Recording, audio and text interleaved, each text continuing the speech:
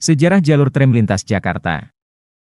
Jalur tram lintas Jakarta adalah salah satu jaringan jalur tram yang ada di Indonesia, khususnya pada wilayah Jakarta yang dahulu digunakan sebagai transportasi massal pada masa Hindia Belanda hingga Orde Lama. Jenis, lintas utama, sistem, jalur tram perkotaan, status, tidak beroperasi, lokasi, Jakarta, operasi, dibangun oleh Nederlandse-Indische Tramweg Maatschappij, Batavia Elektrische Tram Maatschappij, dibuka 1883-1913, ditutup 15 April 1954, pemilik, pengangkutan penumpang Jakarta.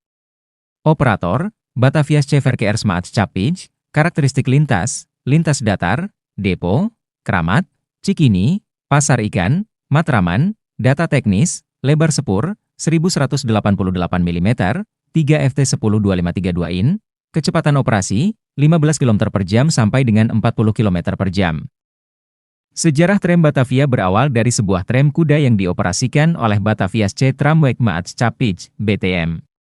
Jalur tram kuda pertama di Batavia tersebut diresmikan pada 20 April 1869 jauh sebelum tram ada di Belanda dengan menggunakan lebar sepur, gauge, 1188 mm, 3 FT 102532 in. Jalur tersebut menghubungkan daerah Jakarta Kota dengan daerah Weltevreden kala itu. Tram kuda dapat menampung 40 orang penumpang dengan ditarik 3-4 kuda. Pada April 1869, diperkirakan sebanyak 1.500 penumpang telah dilayani dan pada September 1869 meningkat lagi menjadi 7.000 penumpang. Pada tahun 1880 sebagai akibat dari kendala operasional yang dialami BTM dalam pengoperasian tram kuda, maka operasional BTM untuk sementara waktu diambil alih oleh firma Daimler & Co.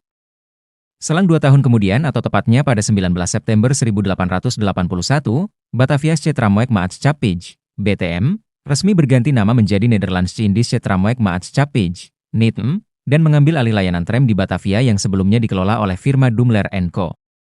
Pada era NITM tersebut dilakukan perombakan armada serta prasarana secara bertahap. Dari yang sebelumnya bertenaga kuda digantikan dengan tenaga sebuah lokomotif uap produksi Hohenzollern.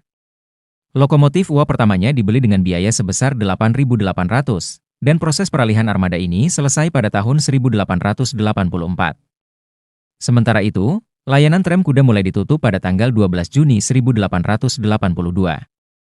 Layanan NIT mulai dibuka kembali pada tanggal 1 Juli 1883 dengan diresmikannya layanan tram uap bersamaan dengan peresmian lintas Jakarta Kota Harmoni. 4 tahun setelah beroperasinya tram uap lintas Jakarta Kota Harmoni, tram listrik pun hadir di bawah operasi perusahaan Batavia Elektrische Tram Maatschappij, BET, menjadikannya sebagai pesaing tram uap milik Nederlandse-Indische Tramweg Maatschappij, NITM. BET mulai berkarir sejak diresmikannya lintas Harmoni di Erentuin, Kebun Binatang, sekarang Taman Ismail Marzuki, pada 10 April 1899. Pada November 1899, jaringan tram listrik ini diperpanjang sampai dengan Tanah Abang. Namun, perpanjangan jalur ini tidak bertahan lama. Pada tahun 1904, jalur ini sudah ditutup.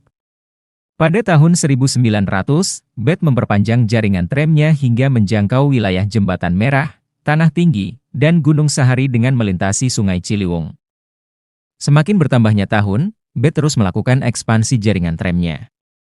Hingga memasuki tahun 1920, terjadi persaingan tidak sehat di antara BET dengan NITM yang menyebabkan harga tiket terlalu tinggi, serta dari pihak pemerintah Kota Batavia menuntut agar NITM melakukan peningkatan armada menjadi layanan tram listrik, namun hal ini ditolak oleh NITM itu sendiri. Sebagai akibat dari perselisihan antara NITM dengan BET, maka kedua perusahaan ini mulai memberlakukan tiket transit dan jadwal khusus pada jam-jam sibuk. Puncak dari perselisihan ini terjadi pada 31 Juli 1930, di mana dilakukannya merger NITM dengan BET membentuk Bataviasche Verkeersmaatschappij, BVM. Hasil dari pembentukan BVM tersebut menggabungkan 1 lintas tram uap, 2 lintas tram listrik, serta 7 rute bus yang dioperasikan NITM dan BET. Di bawah kendali Bataviasche Verkeersmaatschappij, BVM, tram di Batavia mengalami perubahan yang signifikan, terutama pada lintas-lintas warisan NITM dilakukan program elektrifikasi secara bertahap dari April 1933 hingga 1934. Hasil dari elektrifikasi ini menjadikan waktu tempuh perjalanan dari Jakarta Kota ke Jatinegara menjadi 47 menit saja, memangkas waktu 10 menit. BVM pun mengalami puncak kejayaan pada tahun 1934, di mana mengoperasikan 5 lintas tram listrik dengan total panjang lintasan 41 km. Kemunduran era tram Batavia dimulai pada tahun 1935. Sebagai akibat dari depresi besar yang membuat keuangan BVM bermasalah serta munculnya moda transportasi lain seperti bemo dan oplet yang mengancam popularitas dari tram listrik.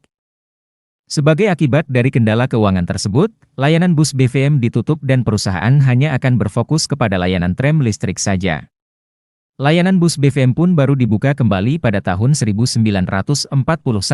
Pada Maret 1942, Hindia Belanda memasuki Indonesia yang saat itu sedang di bawah kedudukan Jepang. Kedudukan Jepang atas Hindia Belanda memberikan dampak yang besar bagi sejarah perkembangan tram di Jakarta. Layanan tram Jakarta yang dikelola BVM diambil alih oleh tentara Jepang, dan namanya pun diubah namanya menjadi Tentara Nippon Batavia Tram. Lalu pada Juni 1942, namanya diubah lagi menjadi Seibu Rikuyo Batavia Shiden, yang kemudian diubah kembali menjadi Jakarta Shiden. Di bawah kendali Jakarta Shiden, Tram Jakarta mengalami berbagai perombakan.